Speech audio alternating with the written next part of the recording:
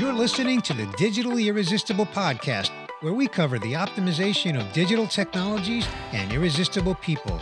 Brought to you by iCore. Each episode features someone who sheds a little more light on the ins and outs of delivering a great employee and customer experience that has a measurable impact on the business. And now, here's today's guest. Welcome to another episode of the Digitally Irresistible podcast. I'm your host, Bernie Borges. Today's guest is Matt Lyles. Welcome, Matt. Hey, Bernie. It's great seeing you again. It's great to see you and great to have you. Thanks for joining. Matt, you are known as a keynote speaker, a customer experience consultant, and as the host of the Simple Brand podcast. And you're currently writing a book of the same name, Simple Brand. Previously, you held a long career with FedEx, including leading their brand strategy and leading the effort to redefine their customer experience. Today, you help companies deliver experiences that create loyal customers and loyal employees, all through the power of simplicity. In fact, Matt, you say that you're leading a crusade of simplicity. So on this episode, Matt, I am excited to discuss with you the behaviors that any brand can use to create simple customer experiences. But first, Matt, let's begin with your backstory. Tell us your backstory. Tell us how you got to where you are today. Thanks, Bernie. I'm excited to talk about that too, but I love how my backstory ties into that and shows how I got to where I am today. Like you mentioned, I had a long career with FedEx and their marketing and brand area. And I got to have a lot of dream job roles doing dream job work. But what was so fun was teaching, 500,000 people across the globe what it meant to look like, sound like, and do like FedEx. Because in our brand area, we made a tie to the overall customer experience to the brand very early on. And a lot of companies are still trying to learn how to do this. And like you mentioned, I got to be the one that was leading the FedEx brand strategy. And then with that, I was able to lead the effort in how we redefined the overall FedEx customer experience, both in redefining it, but then also how do we communicate and teach that out to 500,000 people across the globe. And we decided to root the experience in simplicity. So I gained a big passion for simplicity and simple customer experiences. Now, at the same time, being in our role, we had a number of organizations reaching out to my team, asking for people to come and present to their organization, present to their conference all about the FedEx brand. Well, a lot of my team members didn't feel comfortable presenting. And honestly, I didn't feel that comfortable presenting either, but I knew that if I wanted to grow in my career, that was one of the things that I had to work on was speaking in front of crowds. So along the way, as I spoke more and more often, I started getting that passion for speaking. And then in leading the FedEx brand strategy, I got the passion for simplicity and simple experiences. And both of those passions came together. And I got to the point where I realized that I wanted to take this even further. I wanted to take it outside of FedEx. I was able to leave FedEx on good terms. And now I'm able to teach these lessons of simplicity and simple experiences to all types of businesses all across the globe. That's awesome. That's a great backstory. Thank you for sharing that, Matt. iCore can build a unified omni-channel CRM that provides a 360-degree view of the customer and their interactions, allowing companies to deliver a highly personalized, efficient resolution and consistent brand experience wherever work is happening. Smile with iCore. Learn more at iCore.com. I have to ask you, why is simplicity even a topic that we're discussing in the context of CX delivery? Let's start there. Of course. Well, Bernie, think about where we are today in 2023. The world has been evolving at a rapid pace, and customer expectations have never been higher. At the same time, I think we can all agree that it feels like customer loyalty has never been lower. And it's all because everyone is being bombarded by all these different experiences.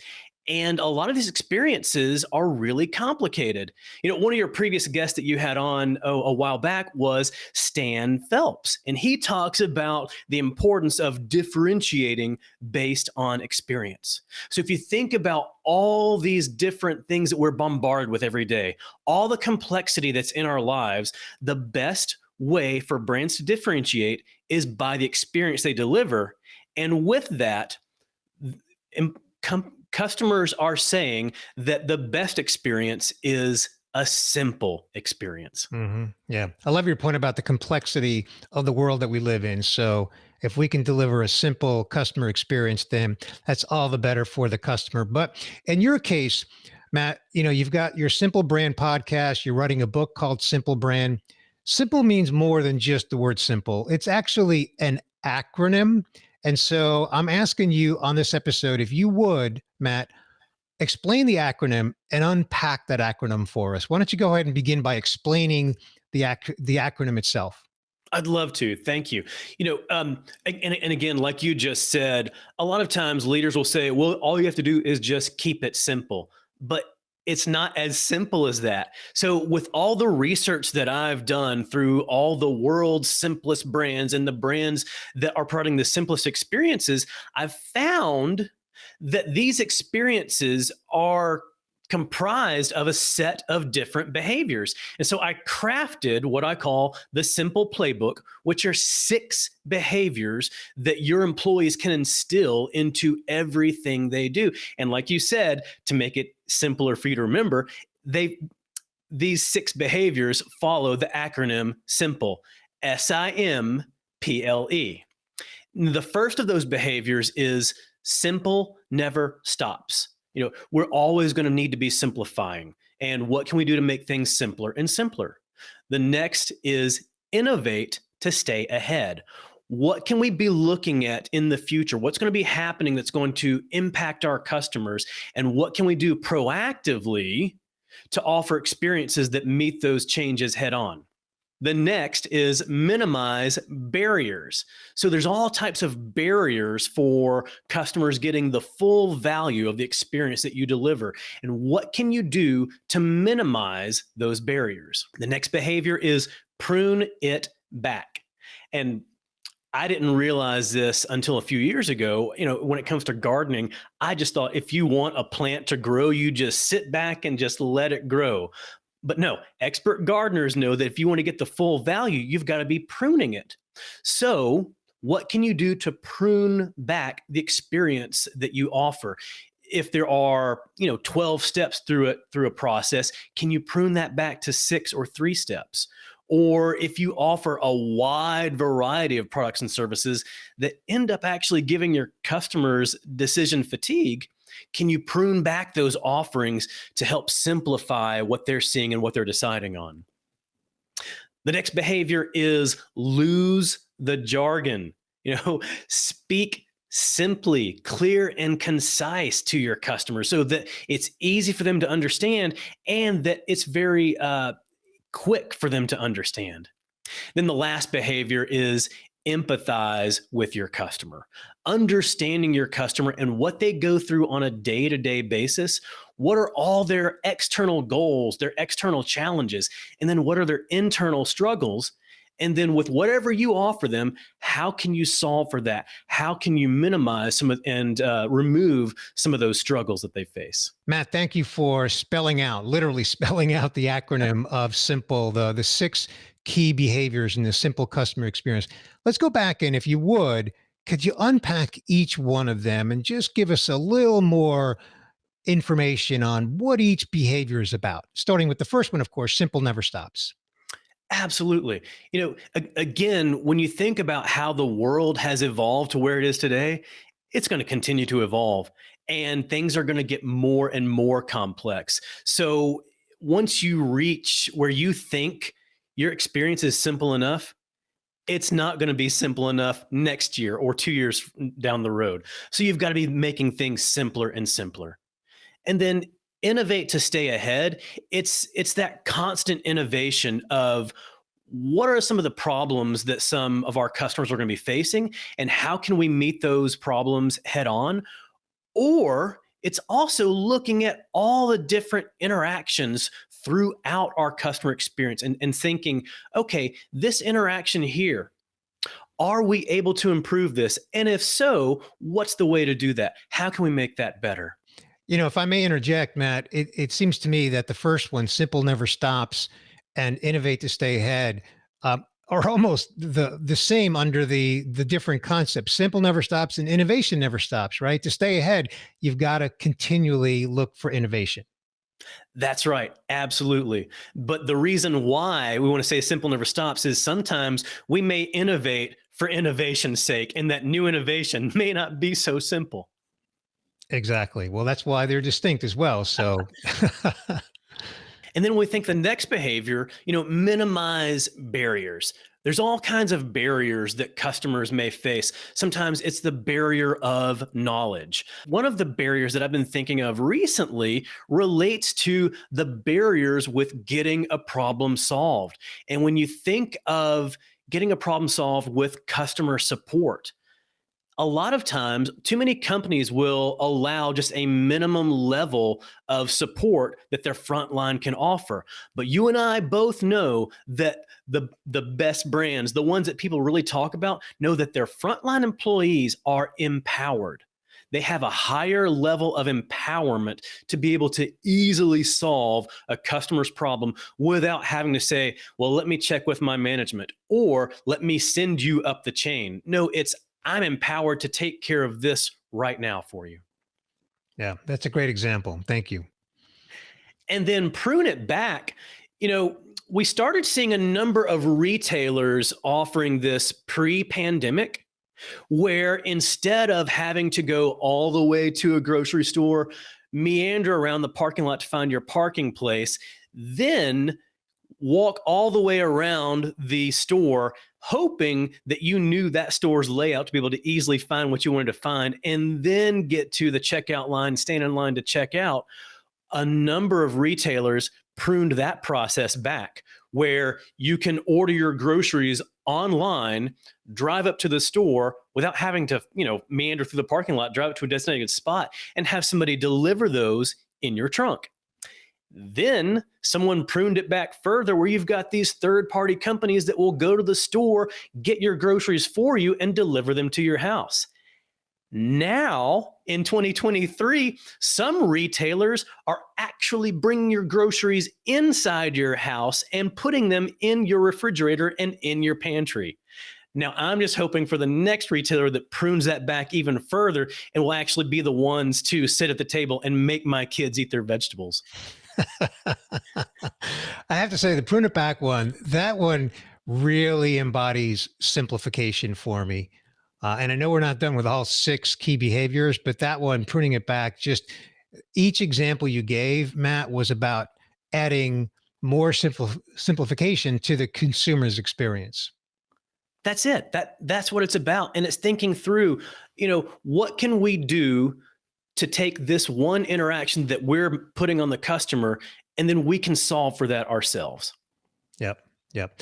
Now we're getting to what the one that I think is my favorite, and Oh, that is lose the jargon. oh my goodness, Bernie. We are so ingrained into our own world, and we have all this knowledge around our industry. We have all this knowledge around the products and services and experience that we offer, and we have our own knowledge around how we talk about it. And I believe Chip and Dan Heath talk about this in their book, Made to Stick. We're cursed with knowledge. We have the curse of knowledge. And so when we use all the language that we talk about in our own company or in our own industry, we actually turn the customer off. Because one, the customer doesn't understand it. And again, if you're thinking about how much complexity is in our lives, what we're bombarded with every single day, we don't have time to want to try and figure out what a company is saying to us. And so Exactly. Yeah. And so if we can help a customer save time, if we can give more time back to the customer by making it easy for them to understand, that's going to create more loyal customers. So the way to do that is by using clear, concise, and simple language. Now, a lot of industries will say, "Well, okay, that's fine and good for this industry, but my industry, we use jargon and that's just the way it is." Well, that may be the case, but there are going to be companies that come up and disrupt your industry by providing simple experiences and providing simple language. And one of those industries as of late is the insurance industry. I can go to all the main insurance carriers sites and look up, about home insurance, and they're all going to say the same language. They're going to say things like, protects against damage to your home, covered perils, safeguard your assets, uh, in, uninhabitable due to covered loss. I start reading that, and Bernie, I not only have an undergraduate degree, but I have a graduate degree as well. I can't understand what these companies are saying. Now, there are some companies that are coming up through the insurance industry and they're simplifying the process and they're simplifying how they talk to customers, and they're gaining a lot of customers really quickly. And they're doing it with simple language like, if your home is damaged, we'll cover the cost. If a tree falls on your shed, we'll help cover the cost. That makes it so much simpler and so much easier for me as a customer to understand, oh, that's exactly what they can do for me. You know So, what else it's doing, Matt? Aside from the simplicity factor, which is key, of right. course, to this whole conversation, it's also appealing to the emotion of the consumer, right? We'll cover the cost. That's what you're stressing out over if you've got a tree that fell on your shed, right? So I love that. That's great. The last one, empathize with the customer. I think that probably is my favorite one. But I have to say, I can't wait to hear about it from you, Matt. But I have to say that delivering on that is easier said than done. How does a brand deliver on empathy beyond just the words that they use? Absolutely. So you're right. Some of it is the words that you use. And going back to what you were talking about with the insurance industry, using those words that helps the customer feel comfortable. That's empathy right there. Another way, one of the best ways to empathize with your customer is to talk with them and listen to them. They have something to say. They are happy to tell you all about their life and all about what they're trying to do and all about the things that are standing in their way from them meeting their goals. Another way is you don't just talk to and listen to your customers, you also observe your customers. If you can observe your customers, especially when they're using your product and using your service, you'll be able to understand what they're going through. And there may be some struggles that may be even unconscious that they may not be able to explain. But if you observe them, then you can know, oh, you know what? We thought that they would be able to do this step and this step in just a couple of minutes, but it's actually taking them much longer. Now, why is that? And trying to understand what they're going through so then you can solve for that. Matt, now that you've unpacked the six key behaviors behind the simple model of customer experiences, I have one final question before we get to our final fun question. And that is, Sure. in your experience in the speaking, coaching, training that you do with brands, are you seeing the simple model being embraced at the practitioner level or more so at the leadership, senior leadership level of brands, or is it a combination of the two? I, Thank you for asking this. I love this question. And this speaks to why I crafted what I call the simple playbook as behaviors.